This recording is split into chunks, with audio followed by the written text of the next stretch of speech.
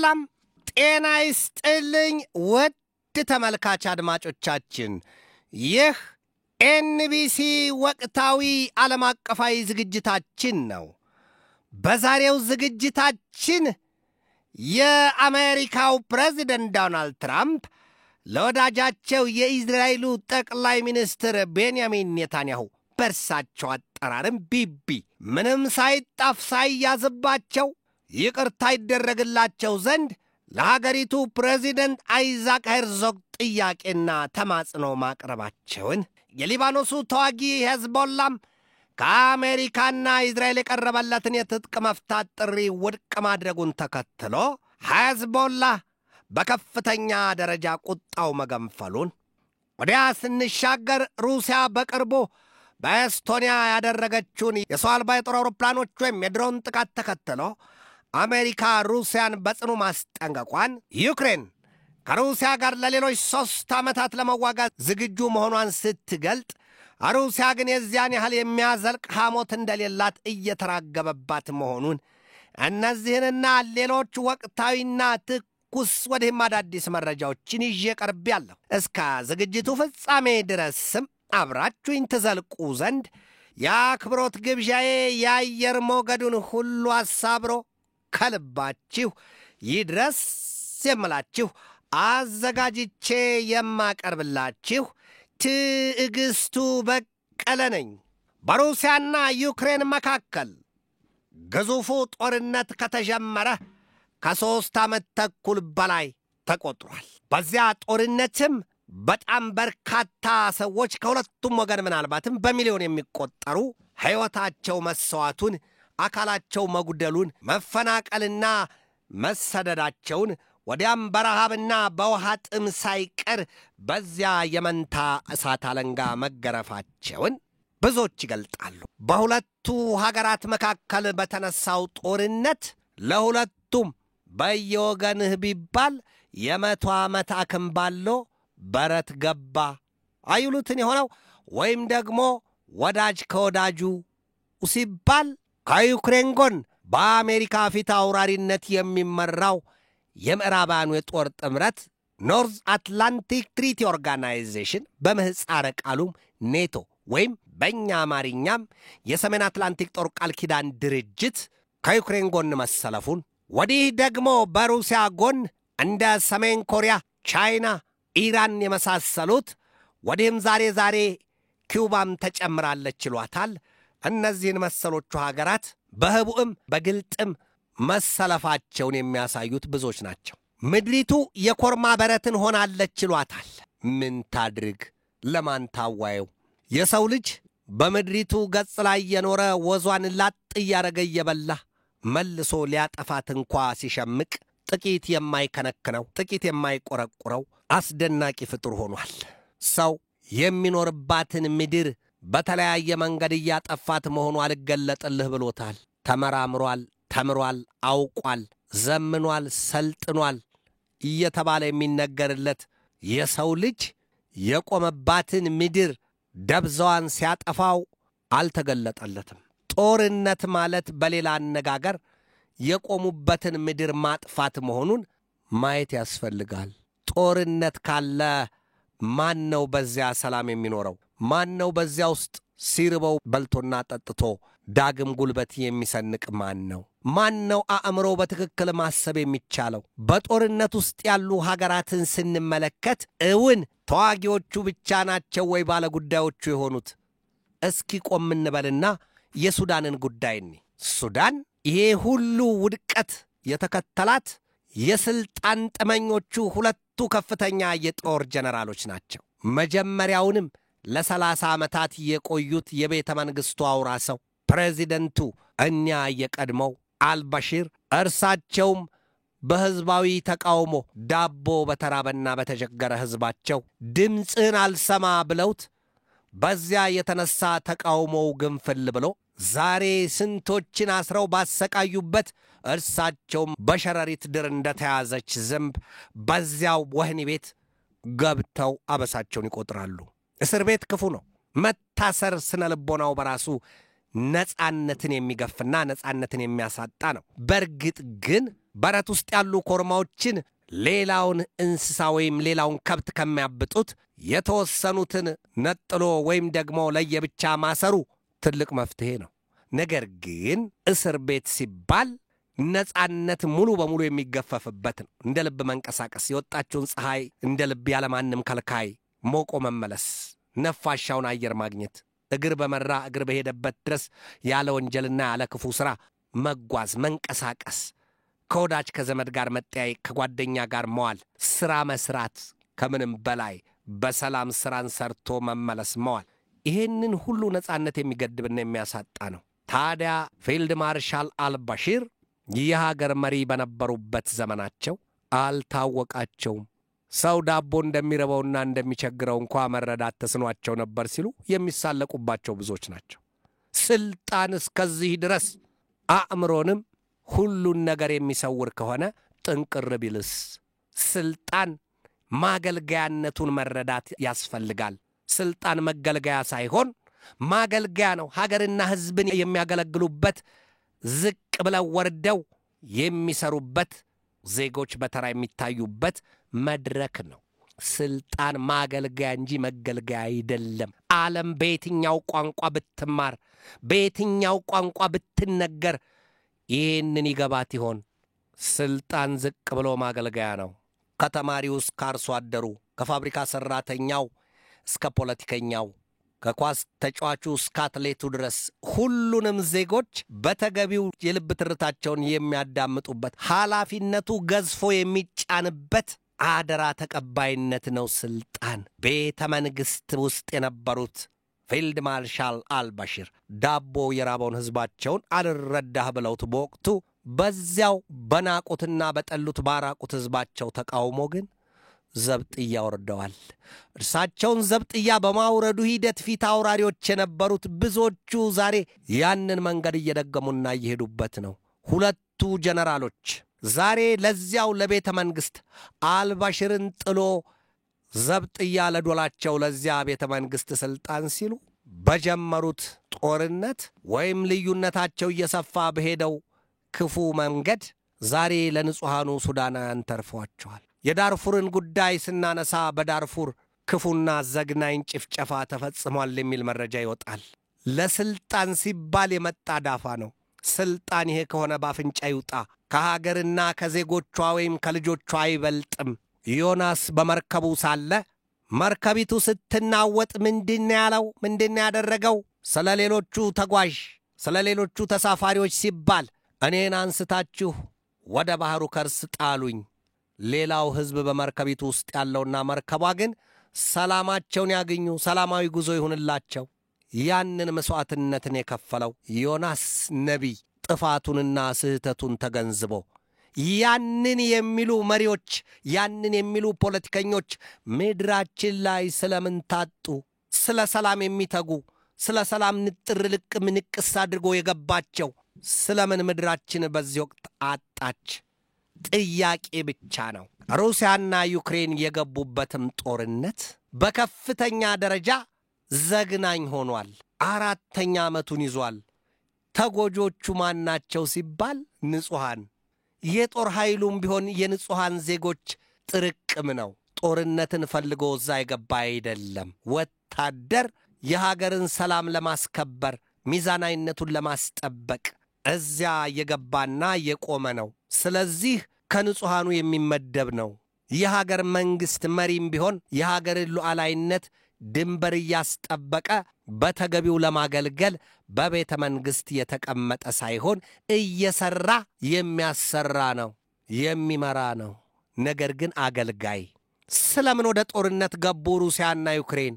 የመሬት ጉዳይ፣ የይዞታ። ይሄ ዘመን በመሬት ይገባኛል ጉዳይ ብዙዎች ወደ ጦርነት ሊገቡ እያሸበሸቡና በጥፍራቸው ቆመው አፎቄና ሰይፋቸውን የሳሉበት ዘመን መሆኑ ይነገራል። ደካማውን ጠንካራው ሊያስገብረውና ይዞታውን ሊቀማው ይህን ሁሉ ጉድ የምናይበት ዘመን ሆኗል። ብዙዎች ይላሉ ለዚህ መንስኤው የምድሪቱ ነዋሪዎች ወይም የሰው ልጆች መብዛታቸውን ተከትሎ ነው፣ የሀብት ሽሚያ ነው ይህንን የፈጠረው ይላሉ። ነገር ግን ምድር በዚህ ልክ ተራቁታለች ወይ?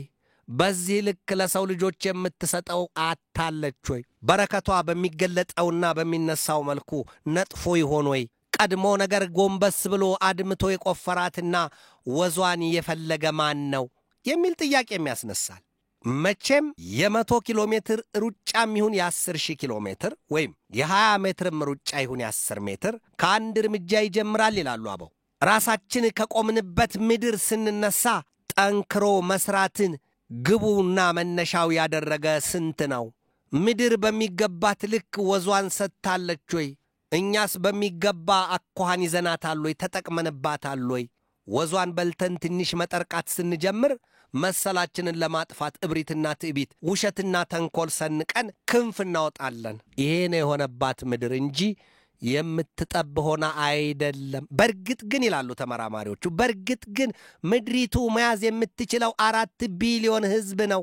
ከዚህ የተረፈ ምድር ሌላ አደጋ ውስጥ ትገባለች ይላሉ። በርግጥም እየሆነና እያየን ያለነው ይህንኑ ጉዳይ ይመስላል። ምድራችን በተለያዩ ክፍሎቿ ከሰው ልጅ ሚዛናዊ አጠቃቀም ጉድለትም ይሁን ከአውቆ አጥፊነት ወዲያም ደግሞ ካላዋቂ አጥፊነት ከነዚህ ከሦስቱ በመነጨ ስሌት አደጋ በስቶባታል።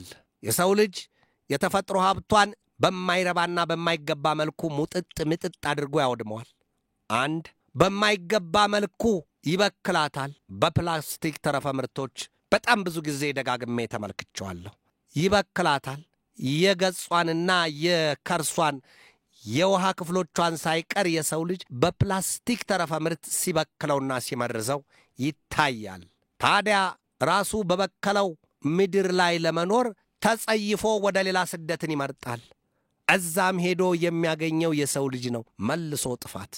ብዙውን ብዘረዝረው ደስ ይለኝ ነበር፣ ነገር ግን ጊዜ ይገድበኛል እንጂ የኛ የዘር አዳም የሰው ልጆች ጥፋት በምድር ላይ ምንኛ መክፋቱንና ማየሉን በተገቢው መናገር ይኖርብኛል። ለጦርነት፣ ለእርስ በርስ ግጭት፣ ለድንበር ተሻጋሪ ጦርነት የሚያበቃ ነጥቡ የሚቋጠረው ወይም ደግሞ የሚጫረው ከዚህ ጀምርና ነው። ከሀብት ምኞት፣ ከሀብት መሻት አንጻር ይነሳል። የለም ያንተ ምድር ይህ አይደለም፣ ይሄ እኔ ነው። ዩክሬንና ሩሲያ በዛ የተነሳ ነው። የዶንባስ፣ የሉሃንስክ፣ የዶኔስክና የዛፖሪዚያ እንዲሁም በ2014 ሩሲያ ከዩክሬን ቀምታ የያዘቻት እነርሱ ክረም ይሏት ወደብ ክራይሚያ ስንልኛ ብዙ ጊዜ በእንግሊዘኛው አጠራር እንጠራታለን። ያቺ የሴቫስቶፖል ወደብ መገኛ። ታዲያ ይሄ ሁሉ ይዞታ የዩክሬን ነው ሲባል የለም አሉ የሩሲያ ፖለቲከኞች። ዩክሬንም ራሷ እኮ በሙሉ ብትሆን የኛ ናት የሚል ድምዳሜ ላይ ነው የደረሱት። ጦርነት፣ በሐሳብ መገፋፋት፣ ጡንቻን አሳብጦ መምጣት ወደ በትርና ወደ ድብድብ ሲበዛም ወደ ግዳይ ያዳርስ የለም ወይ? ከኛ በላይ ፉጨት አፍ ማሞጥሞጥነ አው ይላሉ ኢትዮጵያኑ። ስለዚህ ጦርነትን የሚጸየፍ ትውልድ የጦር መሳሪያን ለምኔ ውጉስ ከማሪዮስ ብሎ አሽቀንጥሮ ጥሎ ዶማና ማረሻን ይዞ ልብ ሰንቆ ጥቂት ጎርሶ ብዙ የሚሰራ ዘር አዳም ወይም የሰው ልጅ ወደፊት ቀድሞ እንዲመጣ ነው የሚያስፈልገው ምድራችን ላይ። በተረፈ ግን የጦር መሳሪያ ታጥቆና አንግቦ ውረድ እንውረድ ወይም ደግሞ የገዛ ወንድሙን ተኩሶ ጥሎ የዚያን የአቤልና የቃየልን የቀደመ ታሪክ መድገም ተገቢነቱ የት ላይ እንደሆነ ግልጥ አይደለም። ጦርነት በምንም ተአምር የጦር መሳሪያ ለምድራችን አጥፊ ነው። እሳትና መጥረቢያን እያወገዝን የጦር መሳሪያና ጥይትን እየመዘዝን ቅርባችን አድርገነዋል። ዘር አዳም ወይም የሰው ልጅ በምድር ላይ ለምትኖርባት በጣም አጭር ዘመን የጦርነት አባዜን እርግፍ አድርገህ ትተህ በወዝህ በላብህ እንደታዘዘልህ ሰርተህ ለመኖር ራስህንም ኑሮህንም ወይም የምድሪቱንም ዓለም ለማሻሻል ስለምን አትተጋም?